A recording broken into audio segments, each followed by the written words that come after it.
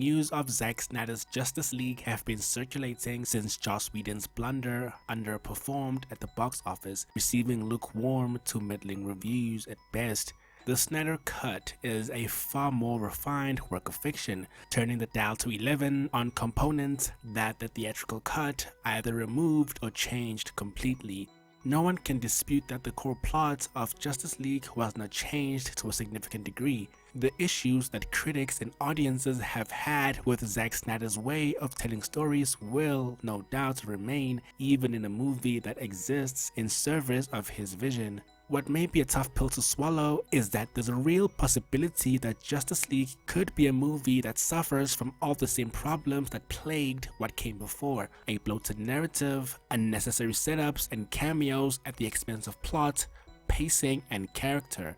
Speaking fundamentally, and in the case of the original work, I have no reason to take the word of Warner Brothers about the quality judgment of Zack's cut, seeing as what they did deem to be good enough was one of the worst things I've ever had to sit through. It was claimed that Joss Whedon's involvement would merely be additional photography, but this too would prove untrue when 2 weeks turned to 2 months, and Joss Whedon's involvement ballooned to complete authority, leading to a jumble of conflicting ideas from 2 very distinct artists and intentions.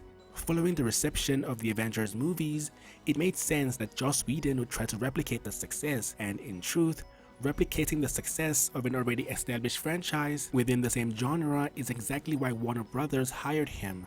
This led to a rewrite that dropped some of its darkest components, including those that sought to bring Superman under the control of the AntiLife Equation. In Jack Kirby's original run of comics, the AntiLife Equation is said to give the being who learns it power to dominate the will of all sentient races. It's called the AntiLife Equation because it's predicated on the concept that if someone possesses absolute control over you, you're not really alive.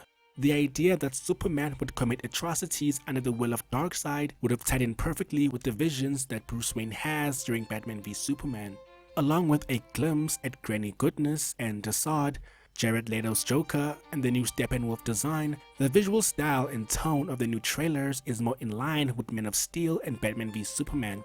While all this is well and good, the cut does present a very glaring issue with the future landscape of its own universe. The problem is that the Snyder Cut introduces far more than it will ever be able to resolve. Back in 2017, the studio had decided to discard Snyder's original plans for this universe, and at the time of this recording still remains disinterested in a continuation, which means no matter how successful it becomes for the service, it will merely act as a concluding chapter in Zack Snyder's story.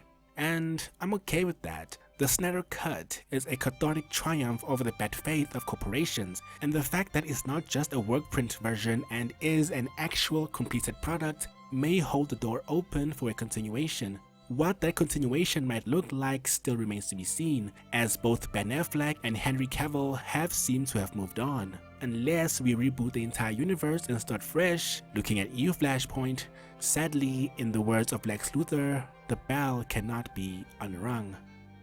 Thank you for watching.